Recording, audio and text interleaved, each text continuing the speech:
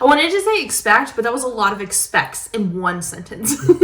I used to be available, what seemed like 24/7. I was running ragged as a mom, as an entrepreneur. And one of the biggest issues that really came up for me was wanting to do client work at all hours of the night, wanting to do calls at all hours of the day, trying to stay up and answer text messages and calls at midnight, the whole 9 yards. One of the things that I recognized was the fact I didn't have really strong business boundaries. Now I have gone through the process of taking my boundaries back, focusing on putting boundaries in place that are supportive for me and my son, because I run my business because of my son, because I wanted to be able to stay home with him for the first, 5 years of his life. That's exactly what I did. I stayed home with him. I was able to work alongside him. And now that he's in school, we're still able to be there and be supportive and show up for him always. And that's because of the business that I run. I don't know about all y'all, but these Neatos, the company Neato and their squishies are just out of this world. Let me tell you what, one of the things that I have learned as an entrepreneur is that you need all the squishies. You need all the squishies. So I just wanted to preface that if you see the donut, that's what be happening. Let's set aside the donut because today we are doing cherry twist. And let me tell you what, this cherry twist always hits the spot. Let me tell you what, let's crack it open, shall we? Oh my gosh. Okay. Hey cuties, my name is Ashley and I am a CEO, I'm an entrepreneur, I'm also a mom, as I already kind of alluded to earlier, and a huge Kindle nonfiction addict. Right now, I am currently reading this book right here. Let me tell you what,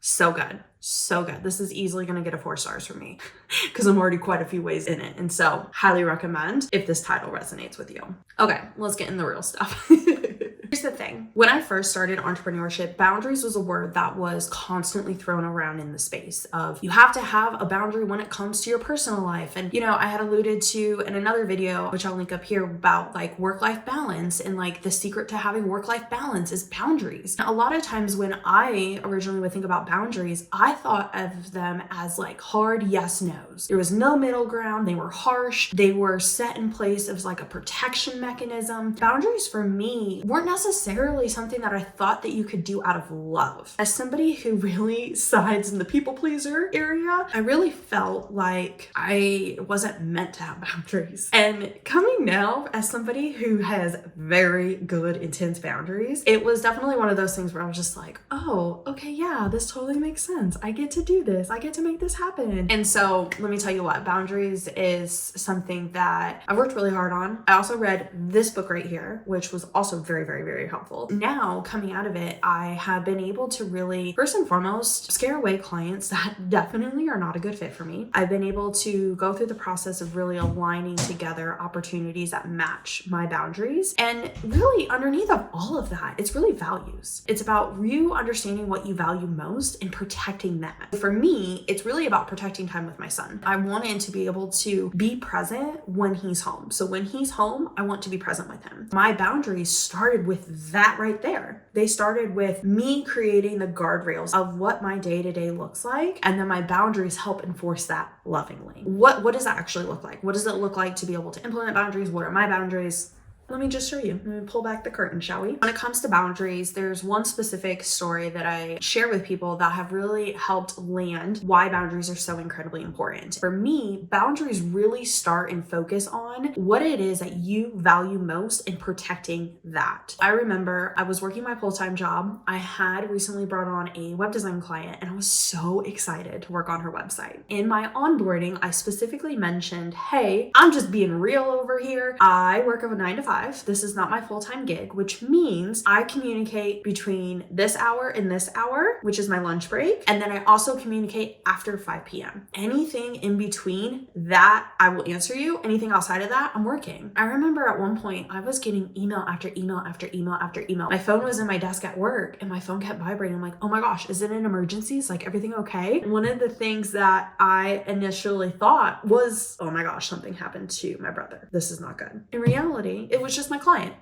Ding, ding, ding, ding, ding. Hey, website this, website that. When's this going to be done? Hey, when are you going to do this? Why aren't you answering me? No. Boundaries. If I would have been a lot more clear in the beginning, outside of just kind of like a little line at the end of like, hey, just so you know, these are my work hours, would have potentially, one, not had that nightmare client be a part of my world. Two, would have really helped reduce my stress level because I was so stressed out because I felt obligated to respond to her during my other work hours when I had kind of set the tone, but not really fully. Three, it would have had allowed for me to been able to really just feel better about my business. You know, I was really just in a place where I was just responding and reactive and doing all the things, and I was just running myself ragged because I didn't really have boundaries set in place in order to be able to protect what I valued in that moment. One of the things that I want to read off from you from my screen over here is actually a quote from the 5-Second Rule by Mel Robbins, which I highly recommend. There was a professor that actually studied how CEOs get so much accomplished. This was really fascinating to me because at the time in my life, I was multitasking over and over and over and over and over. And I was constantly just multitasking. I was multitasking mom work. I was multitasking corporate work. I was doing all these things. And I was like, how in the world do all these people have, you know, they say we all have the same 24 hours, but I'm like, do we really? Do we really? I don't know. I don't think so. As part of this study, one of the secrets was the fact that they worked at home for 90 minutes. And I'm going to read it because, quote, there was some chance of concentration at home versus being at work. They were interrupted every 20 minutes. As it states in this book here, is that interruptions and not having those boundaries is the kiss of death to productivity. That little segment really resonated with me because it makes so much sense. Of course, listen, when I was working at home with Nick, I was constantly being interrupted by him. Rightfully so. As a little baby, he's got to get his needs met, right? What we're referencing is not necessarily the kids. We're referencing the other children that we have in our work. And you know what I'm talking about. The people who are constantly needing something, constantly nagging you on something that isn't in your timeline, and they're constantly pulling you out of what it is that you're working on and concentrating and trying to focus on. The thing is that we don't have to be enrolled into other people's emergencies. Just because they weren't prepared, just because they didn't have all the pieces that they needed before their call, does not mean that we have to drop everything in order to be able to accommodate them. I said what I said. If there's one thing that I can just give you right now in this moment, it would be the permission slip that you own your race. More tangibly, you own your day. I get it. I understand that there are things that we can't control. And I know that there's some of you who may be totally rolling your eyes at me saying, oh, well, that's nice, Ashley. Like, you get to control that. What I would like to ask you is like, what can you control? If you can't control the fact that your boss is never prepared for their meetings, what can you do about that? Well, I mean, I don't know. I mean, maybe there isn't really anything you can do about that. Maybe that's just the story of that person's life and you get to accommodate that for them, right? And at the same point, what can you focus on? What can you control? That's why I'm going to go into the 3 boundaries that I set really early on and continue to work through and continue to process and tweak and edit as my life changes. That has really helped me gain my sanity back and has protected what I value most, which is time with my little man. So let me get into those 3 boundaries because I think they'll be supportive for you today. The first boundary that I actually started implementing a couple years ago that actually got some backlash. I started integrating a email autoresponder, and I quickly ended up turning it off because one of my clients got incredibly annoyed that every time they would email me, the autoresponder came through. And while I totally understand autoresponders are a little bit annoying, especially when you're sending multiple emails time and time and time again, for the most part, most of my clients now, they only send me 1 email pretty much every week or, once a day. And so they know that that autoresponder is going to come through and what to expect in that autoresponder. Why an autoresponder? An autoresponder for me, with email being the primary communication for a lot of my client work, it makes sense to have some sort of expectation builder. That way, when people do email me, whether they are a client or not, they know exactly when to expect a reply, what kind of response to expect, and it really just sets expectation for what they can get from emailing me, I guess you could say. I wanted to say expect, but that was a lot of expects in one sentence.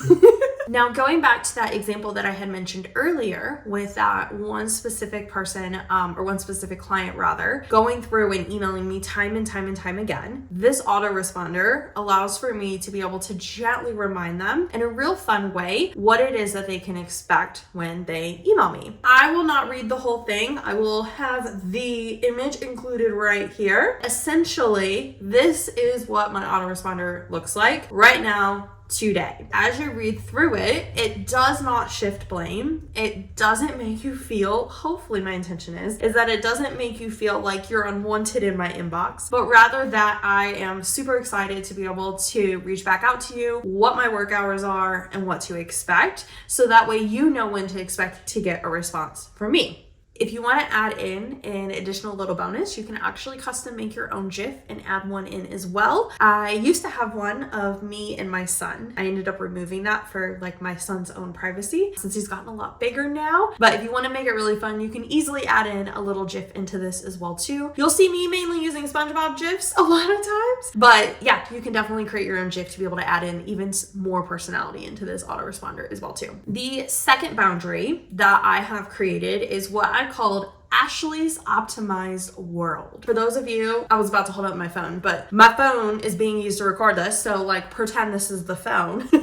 On my phone, I have a specific focus set up that I have named Ashley's Optimized World. The reason why I named it that is because it truly is me optimizing my phone for what I value most, what I am intentionally focused on, and what I'm intentionally doing. A couple things that you won't find happening on Ashley's phone. I don't get very many notifications. I will get the daily affirmation notifications. I will get Ring doorbell notifications. I will get school notifications, a few text messages from 4 people tops. Well, actually lies. It's more like 6 because 4 of those are legitimately just my intermediate family, but everybody else, y'all are paused. I hate to tell you. The reason why is because, going back to the story earlier, when I didn't have Ashley's Optimized World set up, I didn't have that focus setting very specific for who can call me during my like normal day, who can text me, what comes through. It allowed for me to get enrolled into other people's emergencies. It took me down totally different rabbit holes by going through and really reeling it back to what really do I need to know about? What do I need to see right away? And everything else is just paused. It allows for me to be in the driver's seat and allows for me to be able to decide when I'm going to go and handle that email. Now, of course, emergencies pop up, which is why I have specific numbers that come through, why the school messenger comes through, why my mom comes through, but everything else paused. I'll see it when I open my phone. And that has created such a huge permission slip because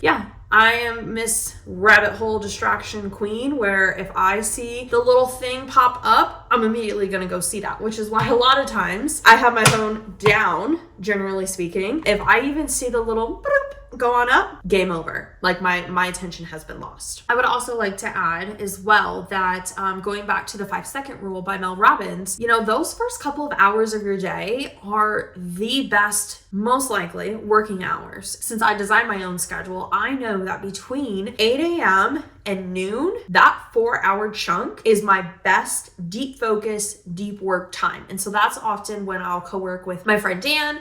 I will make sure that I'm doing my projects during that time. I don't take many calls except for therapy during that time because I do want my best brain for therapy. But everything else does not fall into that morning block. And I do that very specifically because I know that that first portion of my day is usually, generally speaking, when my business partner is still sleeping because he's all the way over in Mountain Standard Time. I, being Eastern Standard Time, have a lot more things that I can get done before basically the rest of the world wakes up. Even though I was controlling the technology by controlling how my phone allowed to then interact with me and me controlling how I interact with my phone, going through the process of then setting up the autoresponder and setting the biggest boundary of, hey, this is when I'm working, this is when you can expect a reply. Then it turned into, okay, cool. cool, great. I've set expectations on the two fronts that people, generally speaking, communicate with me for. Now it's time to take an overall look at the entire calendar. One of the things that I recognized was that I was working at all hours of the day. A lot of this was created because with Nick being home all the time, I would do 5 minutes of work here, 5 minutes of, one-on-one time with him, 5 minutes of this, 10 minutes of that. I was constantly going back and forth between the different hats, essentially. I felt like I was like one of those like little spinny hats where it was just like, okay, which role are we in? What hat am I wearing? Because I was doing it so quickly and I was like transforming every 10 to 15 minutes into whatever it was that was required of me. That habit came forward and even continued on when my son started school. One of the biggest things that I did is I really sat down and first and foremost, I audited how my calendar was, what I was spending my time on. By looking at my calendar, I could quickly and easily see that the meetings that were starting, again, all the way starting at 8 a.m. and sometimes all the way to 8 p.m. wasn't necessarily serving where I was wanting to be focused, what my intention was. I started off with auditing where I was at, saw the parts that made me go, ugh, yeah, that's not my best time to do a meeting. 8 o'clock, Ashley, is not the best time.